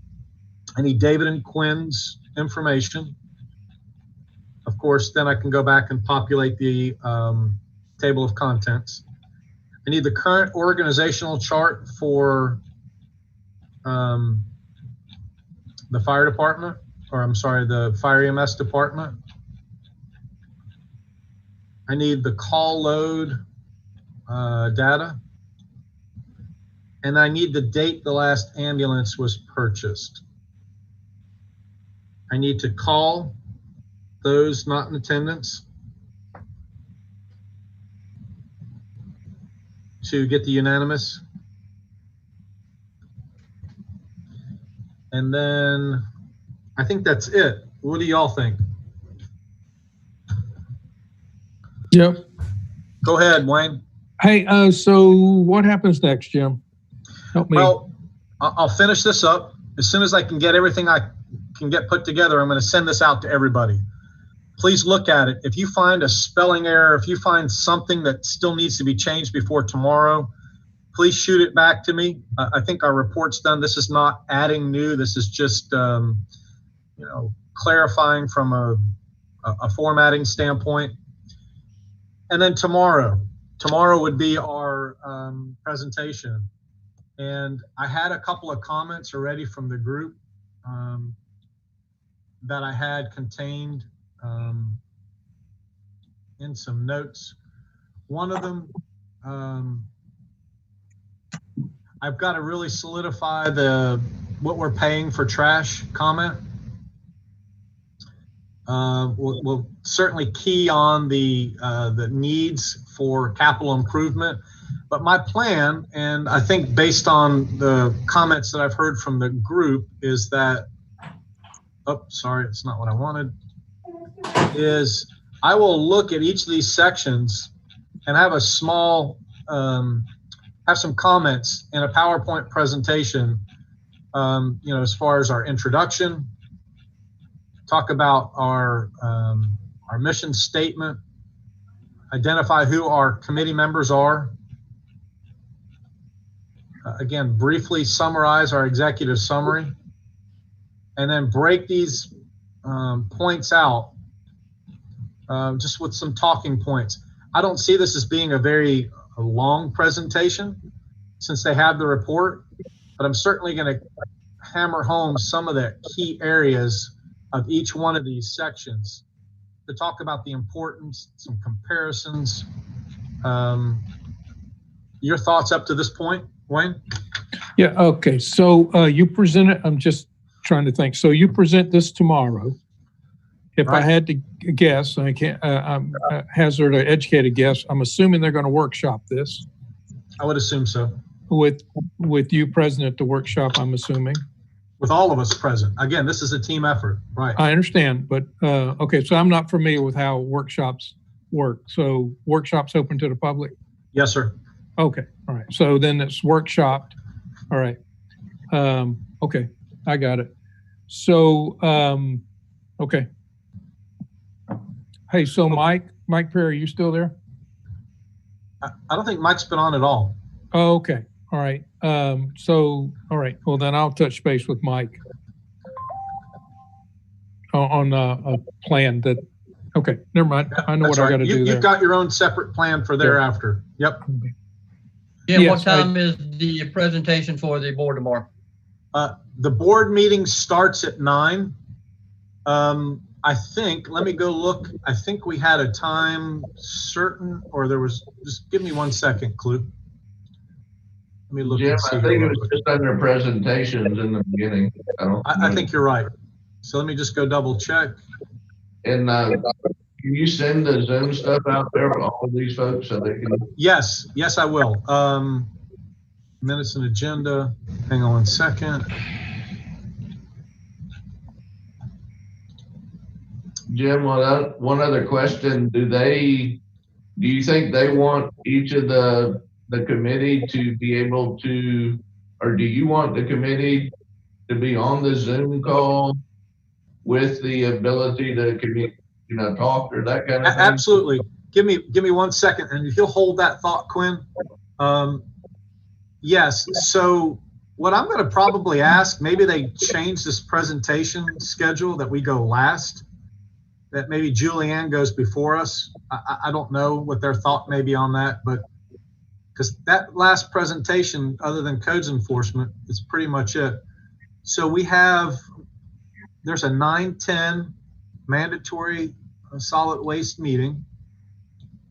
I'll just leave it like it is, the presentation. So sometime after this is finished, Clue, I'm sorry, you can't see it. The solid waste collection, let me just share it with you. Hang on. Florida Power and Light is at the new building, Ispalak. Here it is. So we have call to order, public comment, solid waste collection and disposal district, and then adopting a resolution, which is at 9:10. It's time specific. Hey, Jacob, I'm getting feedback on my voice. Thanks, sir. Now, will there be a separate login for us, or can we just go to? Yes, no. I will send out to you all the login to access. Okay. So, okay, I'll send it to you all. So here's the issue. We did have a plan moving forward where we would all be together and making that presentation.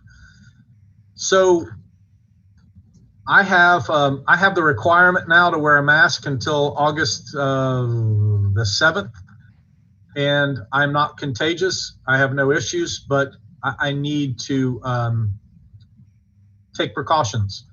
And so I think it would be most prudent that we did not, based on that, did not all come together in the same room.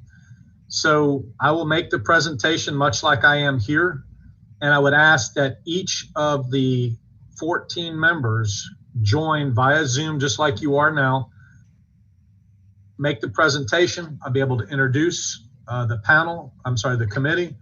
And then after that, if the board has any questions, all 15 of us are here to answer those questions. So they may just say, Mr. McLean, you're a member of the community. Your thoughts on this? John, you're a current member of the organization. I don't know what they're going to ask, but I think that all 15 of us should be on the Zoom call together. So if you all are okay with that, that's how I think we should move forward. That's my suggestion to the committee. Yeah, sounds good, Jim.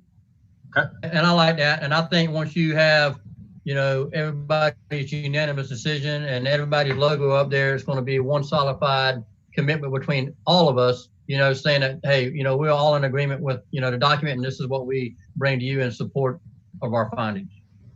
I absolutely agree with that, Clue. So let me go back to this.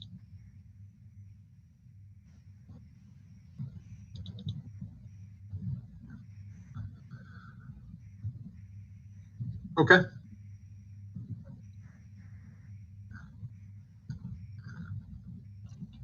Okay. All right, so I'll make the changes to this document. Hey, Quinn, as soon as this call's over with, if we can get together via phone to hammer out these last few additions. Wayne, I'm going to have to work with someone in IT that's a little smarter than me to help me with a better org chart. We'll make that happen. All right. Any questions from the committee at this time? Gary, was that you? Yeah, I'm I was sorry, saying, hey, JT, I think over in planning and zoning, didn't they have a program that would make those kind of like in a chart format, thinking about the organization chart? Yeah, that's it. Can you help me with that, Jacob, or can I? All right, thanks. Okay, so I want to just look at emails real quick.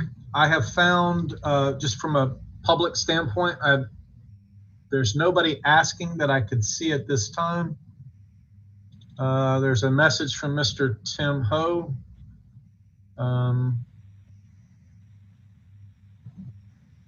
This is not really for us. This is about sterilizing Fogger cleans ambulances with a breeze. I guess I can pass this on to you, Chief. I know that we already have systems in place, but I'll pass it on to you. Thank you, Tim, for your email. And Matt Moriarty, you're up. Hopefully you're listening to us. And sorry for the inconvenience at the beginning. There was a delay of getting that up there. All right. Hang on one second. Let me just see here if there's any other messages.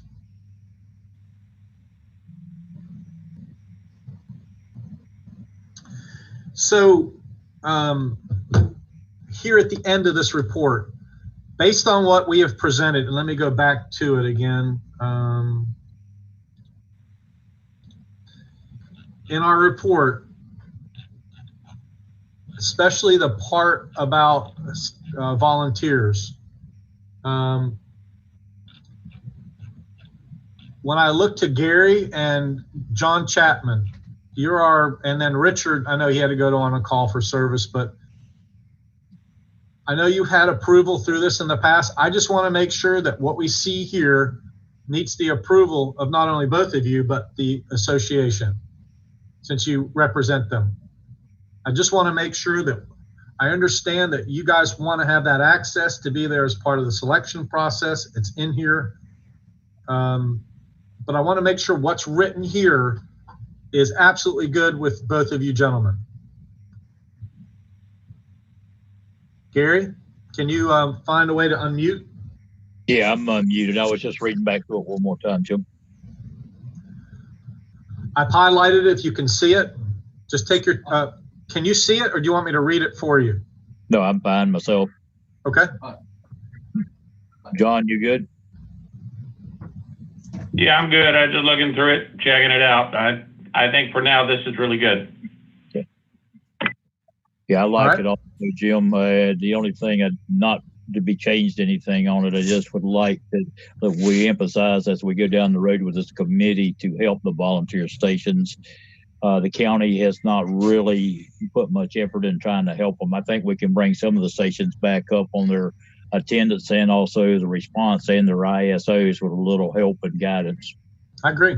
I think you're going to get it. I mean, you'll have a coordinator if funded, and then you'll have the ranks throughout the department that can provide expertise to help through the process. So I think what we've created here is excellent. Okay.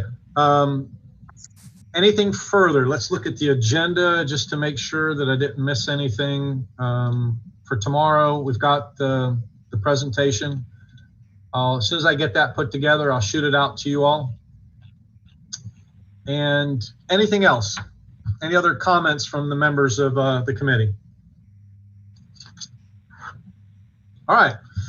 Hearing none, it's 11 o'clock. We've worked hard today. I think we've got a great product.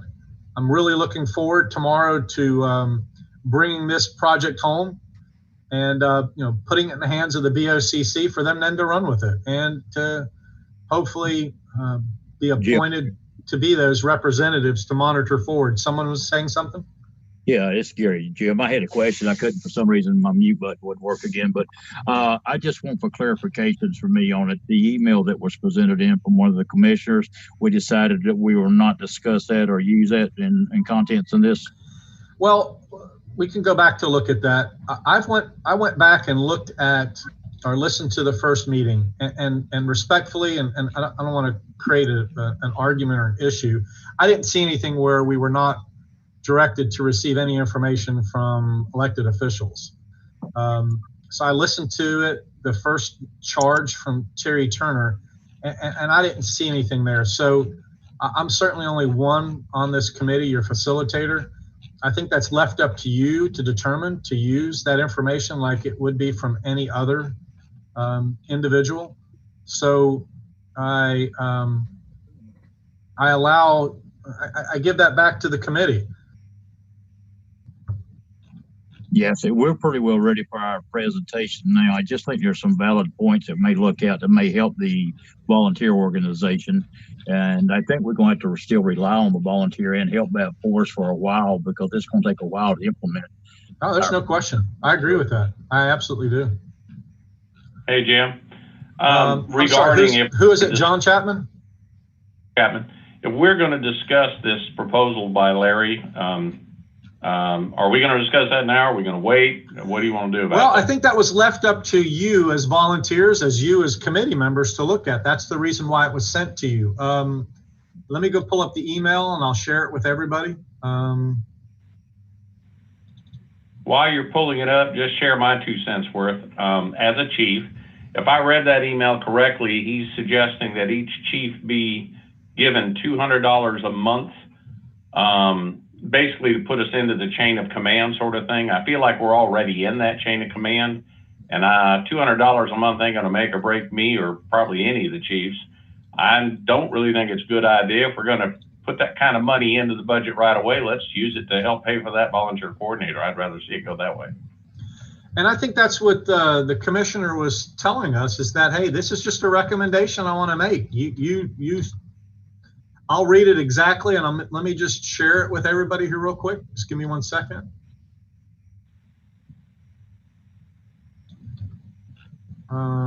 Okay, so I've got to stop sharing.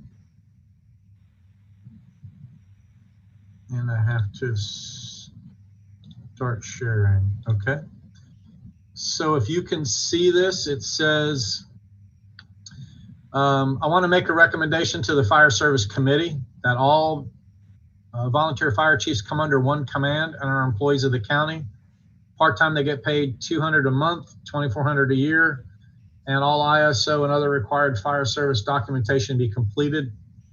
And the VFD chiefs will choose one from their ranks, or will, with help of the county, hire a person to be the volunteer coordinator. That person comes on as a full salary and benefits. That position will work to recruit volunteer firemen, help with training, help with ISO, help in purchasing of standard equipment. So all VFDs are running the same equipment. So I think based on that, we've already addressed the lion's share of that prior to him sending that email to us. Do you all agree? Yeah, I think I done said my piece on that, but I think if he would have came to us, you know, and said, hey, somebody recommended this to me, you know, can you take this under consideration? Which I think we have taken all that under consideration.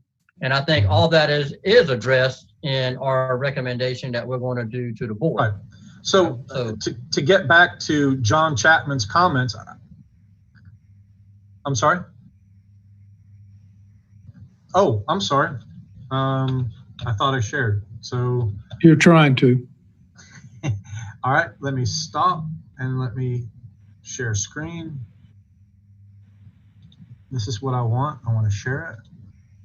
How about now? Okay, yeah, there sorry. it is. So I believe, John Chapman, I believe that, you know, you all take this as you see fit and use it. I think, again, that we have addressed most of this here. You know, he does make a recommendation for funding. We already have a funding mechanism in place in the current budget that we're asking the BOCC to reevaluate. So, again, he's provided us information as a recommendation. And looking back to the first, again, I don't see any issues with the board or the committee not accepting it, and you use it as you see fit to help you render your decision that we have in this final document, which we agreed to already. If that helps. I think this John Chapman again, I think his heart was in the right place. I think what his objective here regarding the $200 was to make sure that the chiefs are in the chain of command. But Chief Romay, if I'm not mistaken, we're already in the chain of command. We don't need to be paid to be in that chain of command. Is that correct? Yeah, and you also run into some wage and hour issues with that. Right. And we've addressed that already. You know, we talked about the operational side of it. So you're on the scene fighting a fire or whatever, and you have the capabilities, the credentials. If you don't need to be relieved of command, it's your command. Unless you want to relinquish that, or there's reasons that someone else would want to step in. Maybe they're more competent, and whatever the case may be. We've addressed that already in our discussions. So, and I'm sure, Jim, as the commissioners deliberate on all of this, they're each going to have their little individual ideas on how to tweak this and make it better, which is fine. I agree. Okay. I did receive, based on this conversation, I did receive a new comment from someone in the community. Hang on one second. Somebody wants a copy of our draft presentation. And then, okay, thank you. I've got a typo. Thank you for that. And then Yvette Rios. I got you. I thank you. We also talked about, Yvette Rios says the red on the org chart should be yellow. If you are highlighting something, red is 2 in your face. And then Jim says we have a spelling error. Mr. Tim Hotlading, I'm sorry, I pronounced it incorrectly. He wants an electronic copy of our committee report, so he may read along with our presentation. And that's it. So, any other questions from the committee? Okay. Motion to adjourn. I'm sorry. Oh, motion to adjourn from Wayne. Second. Nate Clue. Thank you, Clue. It's been an honor and a privilege. I look forward to seeing each one of you tomorrow, and I'll adjourn the meeting at 11:18 a.m. Thank you very much. Thank you.